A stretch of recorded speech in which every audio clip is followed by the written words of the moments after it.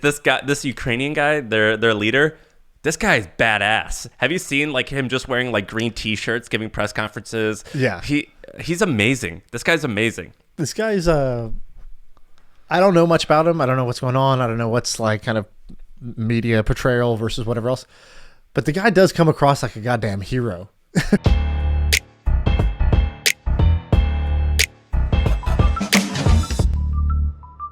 All right, let me tell you a quick story. I don't know if you're going to like this topic, so I want to get it out of the way. If you like it, we could spend the whole time on it, but I'm not sure if you're going to be into this. All right, I'm intrigued. Yeah. So it's about the most popular thing going on right now, the Ukraine-Russian conflict. It's not exactly about Ukraine, but it's about Russia. So something that I've always been interested in is the Russian oligarchs. So have you ever studied those folks? Not studied, but, okay, tell me about it. Okay, so this starts, I'm reading a thing, so you're going to see me look off. This starts on November 3rd, 1995, in a remote Siberian town called Surgot. Basically, what happened in this small cabin, an auction took place for the right to lend the cash-strapped Russian government tens of millions of dollars. So basically, in 95, the Russian government wasn't doing so hot, and they needed money. And so they got these banks to come to this meeting, and they said, we need some money. We need to borrow some money. And also, as collateral, we're going to put up shares of some of the large state-owned companies. Because at this point, Russia was basically going from being a communist nation to being a private country. And so they still had some like state-owned oil companies, mineral companies. Basically, like if you think of ExxonMobil, the government owned that. And at this point, they were trying to figure out how do we make this so private individuals can do this. And so at this meeting, basically only 2 bidders showed up. And if more bidders wanted to come, it was kind of a pain in the ass because conveniently, there were no more flights. The airport shut down and you couldn't even book a flight to come into this small town. By the way, your camera's... Okay, you're there. Yeah. And so basically what happened at this small cabin is one company made a bid to buy to loan money to the government. They loaned something like $500 million, and that was like $100,000 above the opening bid. So people were bidding to loan money, and so that this bank loaned money to the government, and then the government had to pay back the loan at a certain point, something like a year later. And if they didn't, the bank then was given the collateral, so the shares in this company, to auction off, and they could keep 30% of the profits. So obviously, the government didn't pay back the money, and there's a lot of wondering why they didn't pay it back. Basically, the idea is that the current president was obviously, this is all we're all planning this, so we don't pay this back and give us a little bit of whatever. So they collusion. Don't pay it back. You're saying it's collusion. Basically, there was a handshake, wink, wink agreement, basically, of what's going to happen here. Yes. And so the government doesn't pay back the loans. And so now this bank is basically now has a minority ownership in 12 large state-owned corporations.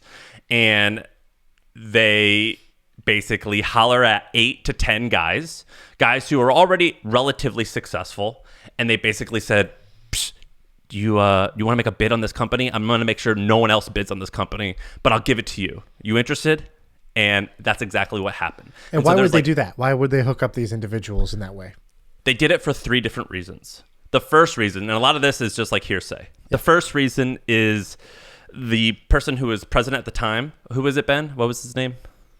It was the fat guy who had a heart attack. Boris Yeltsin. Yes. He was basically said to these 8 or 10 businessmen, I'm going to hook you up. You guys hook me up. When I'm in office, hook it up. I'm going to hook you up, whatever. So that's one theory. The second theory is that they wanted experienced managers to run these companies. And the third theory basically is even though these 8 to 10 oligarchs put bids on these companies, and basically they bought the equivalent of ExxonMobil. So we're talking about a company that's worth billions of dollars. They paid $100 million for this company. And so these managers, these oligarchs, these 8 to 10 folks, a lot of them were mildly successful, but they were all in on the government. They were all friends, they're all homies.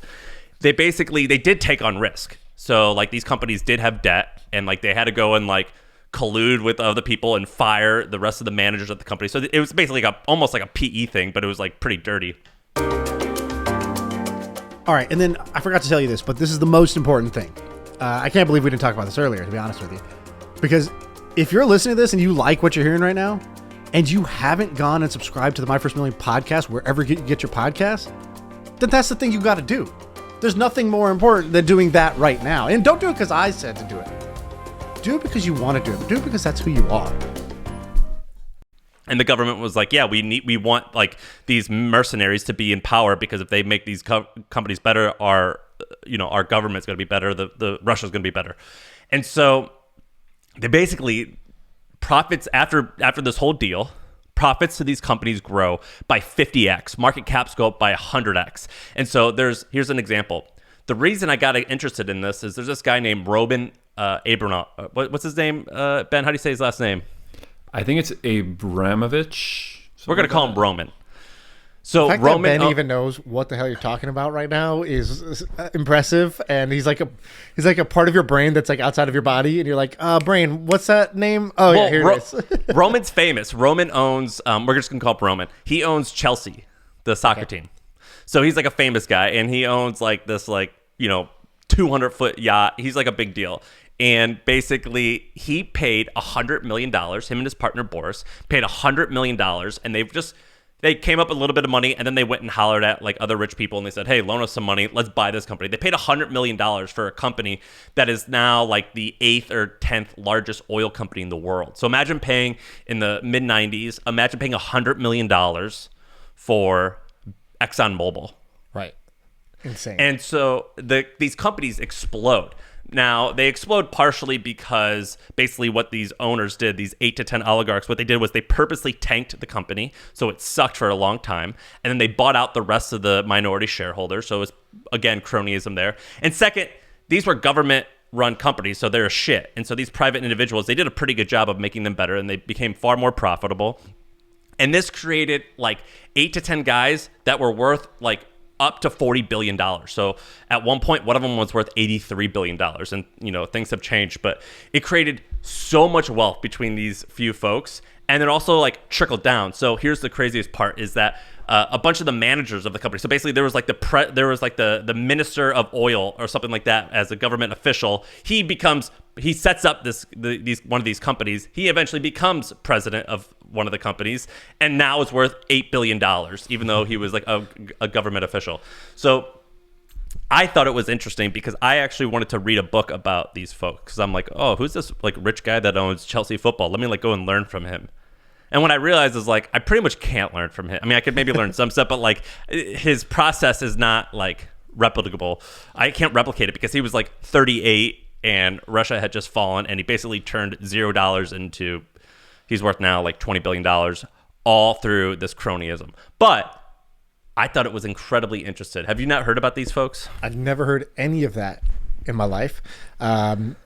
It's crazy. It's like the Big Bang for like Russian rich oligarchs. It's like there was this one meeting and it kicked off this series of events that like, seems kind of unfathomable how that would be allowed to happen or just happen.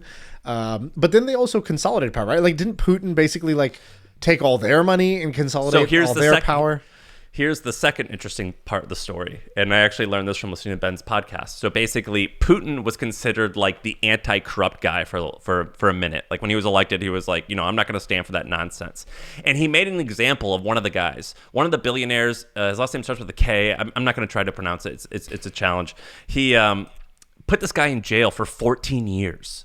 And he literally put him, and so in Russia, for some reason, they put you in these like cages, and you could like take pictures of these folks. Have you ever seen that, like a Russian serial killer picture or anything? Like, no. Wait, so it's like visible from the outside? You mean? Yeah, it's like the mugshot, but it's like literally a cage that sits on you, and people can come and like take pictures. It's weird. And anyway, this guy was worth at the time like $15 billion, and Putin arrested him for not paying taxes, things like that, and put him in jail for 14 years. And he goes to the other guys. He goes, you want that to happen to you? No? All right, let's play. And so a lot of people think that Putin is the richest man in the world. Right. And he owns one of the most expensive homes in Russia and in the world. It's like $1 billion, $2 billion house. And people are like, well, how'd you do that? And so a lot of people think... $1 billion house?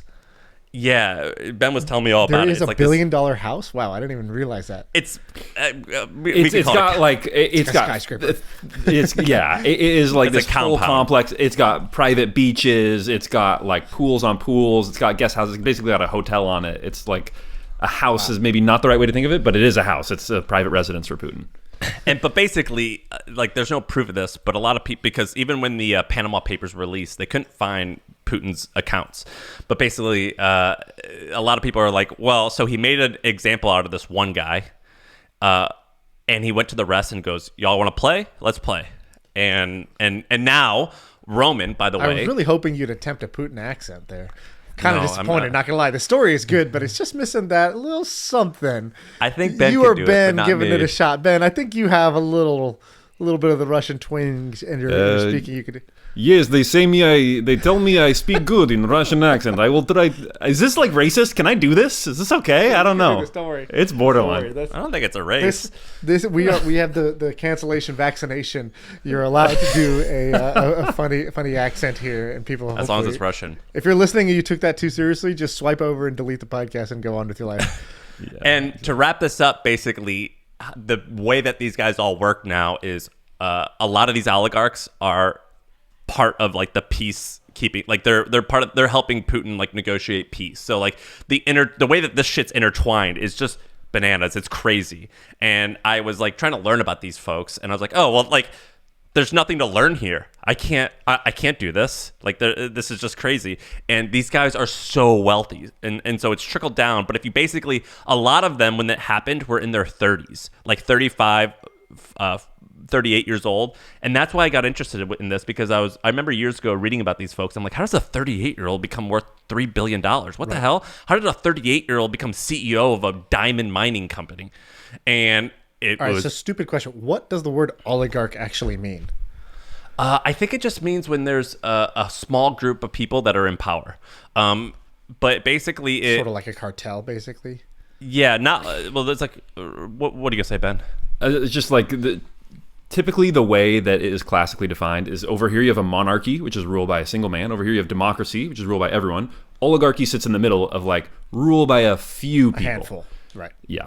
But when we talk about Russian oligarchies, a lot of times people will say that just means like Russian rich people, Russian wealthy rich people. The way that I'm using it is that there was literally like 9 guys who were given like these 12 companies. And now amongst those 9 guys, there was like dozens more where like Roman was like, hey, I need a homie, I need a cousin to come and run this thing, hook it up. And so there's like, it's trickled down beyond that. And so now there's hundreds of them.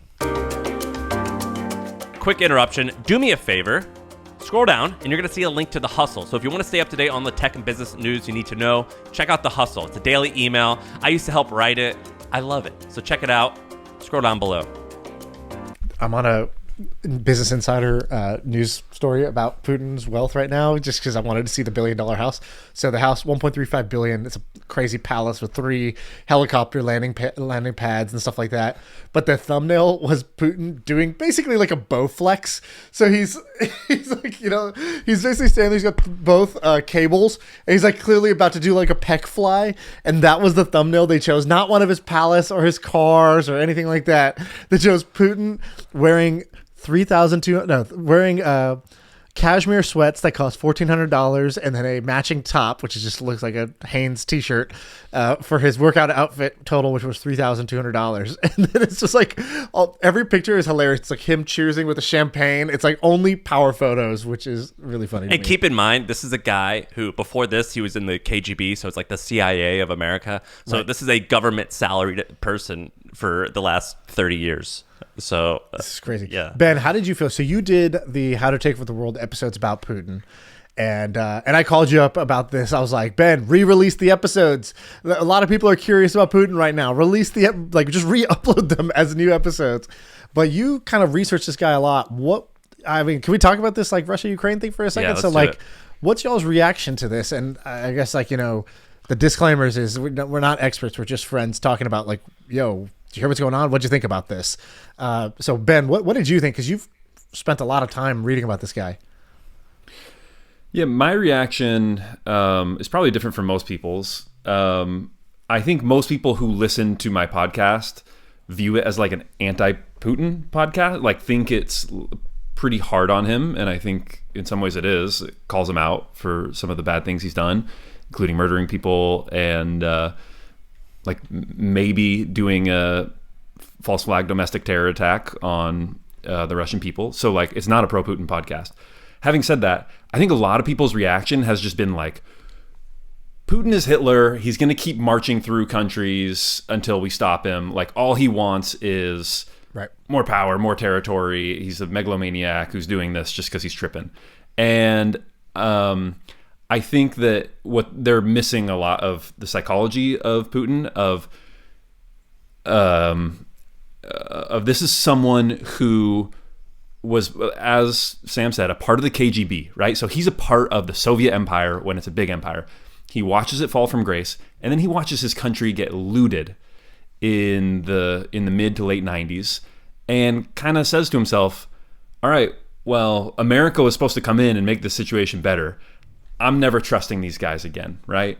And so then he's watching Ukraine get pulled closer and closer into the European Union and NATO orbit and American orbit. And they're basically saying, okay, yeah, they're aligning with us, but that's their prerogative, and don't worry about it. We're not going to like invade Russia or anything. And he's basically saying, no, like that's his red line. I will never trust you guys again. And that doesn't make what he's doing right, but I think it is important to understand where he's coming from. So the motivation, so that we can make the right decisions. And what do you mean by America was supposed to come in and fix? What do you mean by that exactly? So you're saying post-World War or something? No, so it was essentially as the Soviet Union is coming down. I can't remember the name of it, but there was some essentially like committee with a bunch of Harvard guys who come into Moscow and are like, "Hey, we're the experts. This is how you do capitalism, essentially." And initially, there's like some optimism, right? Of okay, well, America seems pretty great. The Soviet Union has not been great, and so we're excited about this capitalism stuff.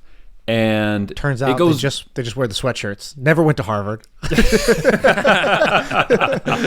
Got him. That's right. They were pulling a bend. They were wearing the Georgetown Law sweatshirt, but they didn't go to Georgetown Law. So things. The Russian economy really crashed during the 90s, and so that's what I'm talking about. Gotcha. Okay, so he's like, I've fool me once, shame on whoever the fuck. Okay, so that was your reaction to this, as you were sort of thinking about that. Sam, what was your reaction as you kind of saw this all play out? My reaction. Let's talk about this from first of all, I was like, screw Putin, not a fan. But let's talk about from a business or like a management perspective. When I've seen all this go through or happen, I've been watching a lot of videos on Reddit, and admittedly, like that's an American website, so I'm trying to figure out like what the truth is. I'm seeing I'm seeing two things. One, I'm seeing videos of like POWs, Russian POWs, and there's like, I didn't want to be here. They go, we don't want to be here. We were tricked. We thought we were going to practice. We didn't know what was going on. And they also say, we thought you guys were going to welcome us with open arms. We thought that you were going to love us. What are you doing? Like, why are you being angry at us? And so I see, and they also show the tanks, and the tanks are shit. They're like from the 80s and 90s. They're bad. Like, and their weapons suck. And so I'm seeing like they were a little chubby, and like people don't have like nice haircuts like they do in in American military. Like they're just like undisciplined. Like it just doesn't seem like it's like a well-oiled machine. That's what I'm seeing. And second, these are the most random observations about this whole thing. It's like Reddit videos of guys being like, I thought this was a practice war. That's what they've been saying, like these dude. Chubby fake soldiers in 1980s tanks. Like what are you talking about? Look, like when you see that, you're like, oh, you're like I was afraid of you, but like maybe I shouldn't be. Like you're out of shape. And the second thing is this Ukrainian guy, their leader. This guy is badass. Have you seen like him just wearing like green t-shirts, giving press conferences? Yeah. He's amazing. This guy's amazing. This guy's I don't know much about him. I don't know what's going on. I don't know what's like kind of media portrayal versus whatever else. But the guy does come across like a goddamn hero. Right? Hero. Like, when you think of the word hero, what do you think of? It's like, the president who says, I'm not just ordering you to war. I'm going to the front lines. And by the way, this guy's the finance minister. He's here. This guy's, this is my press secretary. Here, hold this gun. You don't know how to do it. You have it backwards. Doesn't matter. Stand here. And like basically sending out a video being like, hey, Putin, go fuck yourself, or like bring it on, basically. Like the only thing cooler he could have done is if he was like, Putin, meet me at the border, you and me, unarmed, hand-to-hand combat. You win, you get my country. I win, I get your country. That's the only one level up this guy could have done as far as being, the real life Macho Man Randy Savage, which is kind of the way he was coming across as like a real hero, brave, like very brave. Incredibly. And what I'm learning, what I'm trying to, when I watch the news, I try to figure beyond like this is bad and I want to help.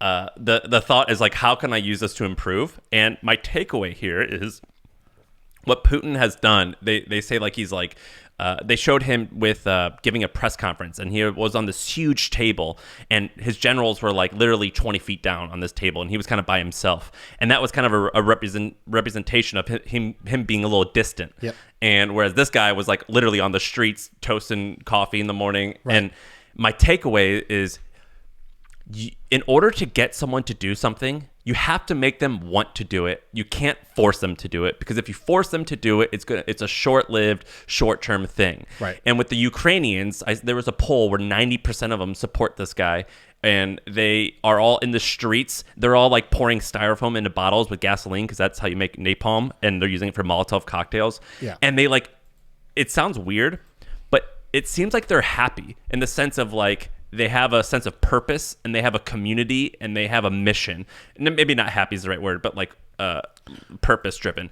And that's the takeaway that I have from this is, if I'm going to convince people to do stuff like work at a company or whatever, you need to make them want to do it, not force them to do it. Yeah, that's a great point. They definitely have like sort of the spirit right now, and the morale in the rally. There's sort of like a rally going on right now, and especially under these circumstances, it definitely, like, adversity is something that pulls people together. So, it's definitely done that for them, or it'll break you apart depending on what your sense of purpose is. And so this guy's killing it, man. Yeah. This guy's it's a really good. I don't think we've had that in America for a while. It's a really good example of wonderful leadership. This guy is killing it, and he also uses really cute phrases. Like he says something like these sound bites. He's like, I don't need. He goes. America offered me a lift to get out of here. I don't need a lift. I need armor-piercing bullets. Yeah, that's what he said. And I'm like, oh my god, dude, you are Rambo. You are wonderful. He's saying all the great stuff, and that shit's important. And there's a reason why. Like, have you ever heard about where they describe old Roman emperors as orators? People who could speak well. Like, now I understand why. Yeah, totally. Dude, I've been so I don't normally read the news or watch the news at all. I like never turn it on. Don't read the newspaper. Don't go to CNN. I don't do any of it. And people sometimes, like, I don't know, make fun of me or sort of tell me I'm an idiot for that. Just yesterday, some guy was like, terrible life choice. You gotta be in tune with the world's realities. And I just think you don't. In my head, I'm like, if you think the news is the world's reality, like, you're watching the world's worst reality show. And but I didn't say anything to him, because let him do his thing. Obviously, the news is making him a happy, cheerful person. So I've always had this mindset, which is like, don't get pulled. Like, basically, I find that when people get really into government and politics, the phrase that my trainer said to me that makes more sense is like, these people can't govern themselves, but they want to talk about what the government can do. And it's like, most people fail to even govern themselves. You can't get yourself to do what you should do. Why are you so worried about what everybody else should do if you can't even get yourself to do it? And I've always sort of taken that as like a way to not get sucked into, like, 2016. I had friends who were crying about Trump and all this stuff. And, I said, like, I get it. It's not who I would have voted for, but I just don't worry about that. Like, this is not, I don't worry about the government. I worry about government myself. The exceptions being, oh, there's a pandemic. I should probably like figure out what's actually going on. What is the recommended course of action? Although that basically, was not really paid off, because we got a bunch of bad information, at first. The second thing was, okay, there's a war going on. And this was my first experience really like watching a war break out. Like, there's been wars that have just been going on forever, like India and Pakistan at the border, like, Israel, Palestine, there's just skirmishes all the time. And Afghanistan, like, I didn't even realize we were in it till we pulled out, like, as ignorant as that sounds, like, wasn't top of mind, and you didn't see it play out day by day. This is the first time I've really seen it play out day by day. So there's definitely like a kind of a crazy thing to see. I mean, just to see people basically take a stand was like kind of like inspirational. Then to see like experts coming out like on the internet and like being like, hey, civilians, this is how you like do urban warfare from your bedroom window. And like there's this guy who's like an urban warfare expert. He's like, you need to drag all your furniture out into the streets into this S pattern. Your goal is to make it so that their vehicles cannot easily like roam your streets. They need to be making all these different turns, everything, desks, lamps, toss it all into the middle of the street. Secondly, you know, drink water because, you know, you can't go 3 days without water. So make sure you're hydrating. Otherwise you can't fight anybody. Third, here's how you make a Molotov cocktail. Fourth, and he just had this like checklist. I was like, holy shit, is this real life? And then you see crazy, like, man. You see like, you know, there's like what you see in the news versus I'm in these like Telegram channels where people are posting videos from like on the ground. And so you see like totally different perspectives. How'd you get in those? Ben had linked me to two of I was sharing some links to them. He's like, check this out. There's a Telegram group where you could just get it. It's all in Ukrainian. Like I can't understand. I can't read the text. I can only watch the videos. Or just like the heartbreak. Crazy. Like there's a video that was going viral of this dad just like, cause you know, they did a conscription, right? Like everybody between the ages of 18 and 60, all men, like you're now in the army. And, there's a dad saying goodbye to his daughter, like knowing he may not ever see her again. And she doesn't understand. She's like a 4-year-old kid. And like, I have a 2-year-old daughter. So that was just like, you know, I was just like, you know, shattered by that. And just, that was like, you see that and you're like, this is wrong. This is so wrong. What's going on? Like it just hit in a different way. And I had heard on the All In podcast, they were talking about this. They go, yeah, like right now the U.S. sentiment is like, no, don't go fight other people's wars. Like don't send our human lives into that. And then the guy, Dave Freeberg, had said something. He was like, you know, I wonder how that'll change as the like sort of media starts to come out, as you start to see videos of like atrocities and kids and women, and people are going to have a different reaction when they see that. And that's exactly like literally the first video I saw that was such a heartbreak. I was like, we got to do something. I got to donate some money. I saw that same video. I got to do something here. And so it's just been crazy to see kind of how it's all playing out. Like crazy is really the only way I could describe it. Like it's crazy that this is happening. It's crazy the way it happens. It's crazy that like life gets turned upside down for people. Like all the things I care about on a day-to-day basis instantly would be out the window if something like this happened. Then you see the financial side. Like this is crazy that this war is like, I forgot, somebody said this, like banks, not tanks. It's like, we're basically fighting Russia with financial warfare. It's crazy. It's way worse. Like because I was telling Ben, I'm like, Putin he's screwed up the only thing that really matters. Rule number 1: don't fuck with the money. Yeah, like if you mess with the money, paper, Putin. Yeah, like because money is like the most important. Money is more important than lives often, or at least, you know, that's a perception. And so like, yeah, it's screwed up. And I want to tell you a point. I want to pump your ego. So do you know who you said something? You didn't say it as eloquently as I'm about to explain, but Nassim how do you say his name? God, I'm so bad at names. Talib. Okay. So he tweeted something really good. So basically, he is the guy who Anti-Fragile. I forget what else he did. Black Swan. Yeah. And he's kind of an oddball, but he's eccentric is a better word. And he basically says like, don't read the news. That's like what he has said that. He said that for a long time. And he's like, don't read things. He says like, don't read the news. Only read things if it's like 50 years old. That's his whole point. And he tweeted out this yesterday. He's like, except my book coming this March. Pre-order now. Yes. And he tweeted this out yesterday, and he goes, most days, 99.9% of the news is noise. The last few days, it's all signal. Newspaper reading is useless, except in crisis. And I actually totally agree with that. And that's what you said. I read the news every day, but I actually think it's kind of pointless until it's like an urgent thing. And that bar, the threshold of what's considered urgent, is actually really high. Yeah. And also there's a way to like, you can use the news to inform yourself, to gather information, to like, in my case, it's just like have empathy for what's going on and just not think about this intellectually. But the news can also use you, and you have to like figure out where that line is. Are you using the news right now to gather what you want to gather, or is the news using you as like eyeballs that they're gonna drain for the like you bet your ass like Fox and CNN, every news channel, like this is their, like, I'm not saying they don't care about what's going on, but this is their payday. Right, this is when they get their spikes. This is when they say, we have 24/7 news coverage. Stay here. Don't move. Don't change the channel. We are going to send you drip by drip, play by play updates. And it's like, that's actually not the healthiest, like most productive way that you can live your life is by like getting hooked onto their 24/7, play by play update of this war. So, that's the kind of like caveat.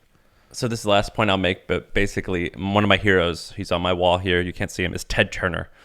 And Ted Turner started CNN. I think he started it in like 1981, but it was kind of a failure. It lost a lot of money until 1989, 1990, when when Iraq invaded Kuwait. And the reason why is he sent over a bunch of news stations, news reporters, and it was one of the first times that a news reporter could, because of technology, could film something and it be aired live. And so it was one of the first war that was viewed live. And it changed people's sentiment of the war, and it made CNN a huge company that one year. And that's kind of like what's going to happen now, except instead of like a publisher, it's going to be Facebook and Twitter. They're just going to crush for like the next couple of years because we're glued to it. And dude, there's can I give you the kind of like the finance or crypto angle of what's going on here? So basically the West is doing this like financial warfare, and they're like, okay, economic sanctions. So we're going to make it hard to trade. We're going to make it hard to buy and sell goods. And then they're doing a form of like, they froze them out of SWIFT or kicked them off of SWIFT. Okay. So now you can't do international transfers. And then they froze the central bank assets, which was like the craziest move. That was the financial nuke. So that was where all of a sudden, they had $650 billion of reserves, and they needed those reserves. Why? Because their local currency is crashing. So I think the ruble lost what was it, like 40% in the last day? That's crazy. So the average citizen is the one who's paying the price, right? Putin basically attacked his own citizens here because the currency is crashing. Nobody wants to hold this currency anymore. There's a bank, people are lined up to get money out of the bank. So normally the way the government props up their currency to prevent it from spiraling to zero is they will buy it back using their reserve assets. They hold dollars, they hold euros, they hold gold, they hold some crypto, and they'll use that to buy back the ruble. But because it got frozen, they can't do that. And so that's going to cause the currency to go downfall. So I think this time crypto is not going to play as big of a story, but you kind of have to bet that any country out there who's watching this is probably going to say, well, we probably don't want the U.S. to be able to just freeze all our assets. So why are we holding the dollar as reserve? Why are we holding any currency that one country or an alliance can basically freeze our assets or cut us off or take us out of the banking system? So I think you're going to see a pretty big move. First by, the quote unquote bad guys, basically first by the folks that are afraid of the West to get out of the dollar and get more heavily into crypto, because this is a wake up call. Oh, wow. They would do this. They'll cut us off completely. They'll freeze our accounts. And so I think in the next few years, you're going to see different regimes like switch over to digital currencies that can't be controlled by any one country. For a bunch of uneducated dumbasses, I think we did pretty good with this one. Yeah, we probably just said one thing, or maybe it's Ben's Russian accent. Like that'll be where everyone just decides, we're assholes and cancels us. But other than that, whatever. I think it was good. If you don't have anything else. I thought the Ukraine stuff was awesome. Do you agree, Ben? Yeah, I thought it was really interesting. I thought this is the most interesting news story. This is all I want to talk about. So I thought it was interesting, and I think it's cool. I think it's cool that we actually talk about it on this channel. It's funny, dude. So people don't want it either way. So if you don't talk about it, it's like, dude, how are you not talking about this? What do why are you, you think your thing is important? There's a war going on. Like I tweeted something else out. I was like, oh, this is really cool how this is happening. Some tech thing. And this guy's like, bro, kind of insensitive, don't you think? There's a war happening. I was like, oh, am I just supposed to not speak about anything else? Okay. And then you talk about the war. It's like, oh, now you're a war expert.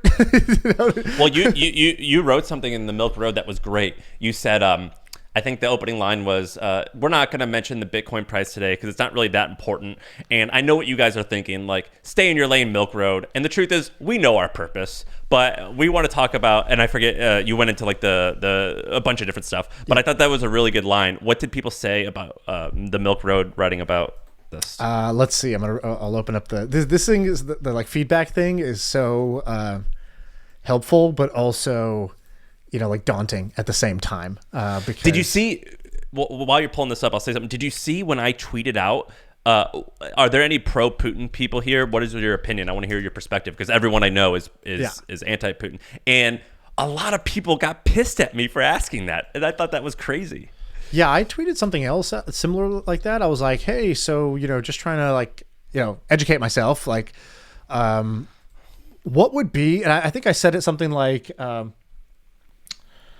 forgot exactly how I said it, but I was basically asking like, what would be the most kind of like pro-Russian reason for the invasion? At first I was like, do the average people in Russia, does the average person in Russia support this, right? And then I was like, second question is basically like, what would be the like strongest justification for doing this, or if you're like in Russia's camp, and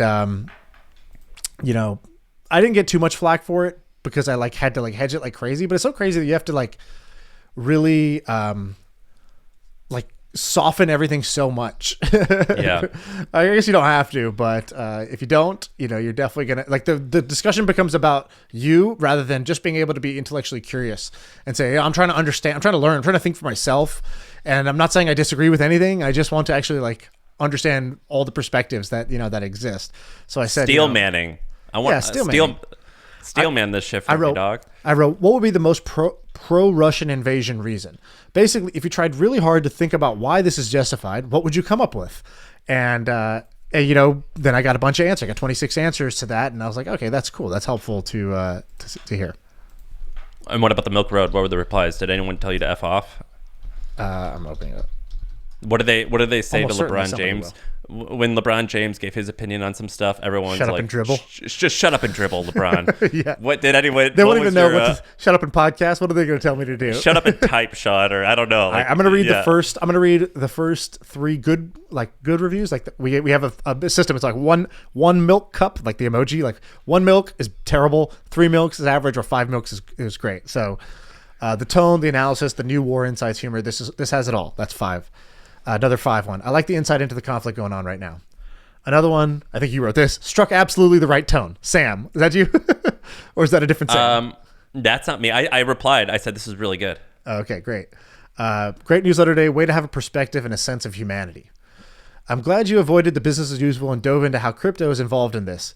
And then they complain about one, like I made this analogy because I'd said this thing, which was like, I love crypto when it's like helping the underdog, right? Like when it banks the unbanked, or when people's currency's inflating and they can move into this to preserve their wealth. But like, there's an idea that, Russia could use crypto to get around these sanctions. That sucks. And then I was like, oh shit, how do I feel? It's a moral dilemma in a way. And I was like, then I realized, like technology is neutral. It's neither good nor evil. It's just used. I was like, the example of a car, like you can use a car to, drop off your mother at the hospital when she needs help, or you could use a car as a getaway vehicle to get away from the, crime scene. It doesn't make a car good or evil in either case. It's sort of like amoral.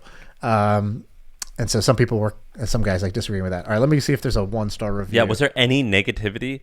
Wow, this might be the highest rated one we've had. Oh, here we go. Here's one.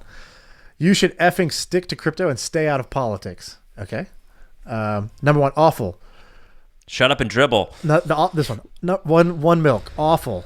Oh, I can't miss the opportunity to suck on some political ass. I mean, what? You think you typically hear someone say you'd kiss it, not suck on it. It's like, I don't even know what. That's kind of gross. I don't even know what to make of that. And they did the thing where every other letter is capitalized. Oh my god. Man, reading your own comments. I'm not sure this is even useful. I might just leave this up so people have an outlet. But it's like, here, go yell into this shoebox. I'm not reading this stuff anymore. I check all of it. We have a VA. Right now we check it all because it's new.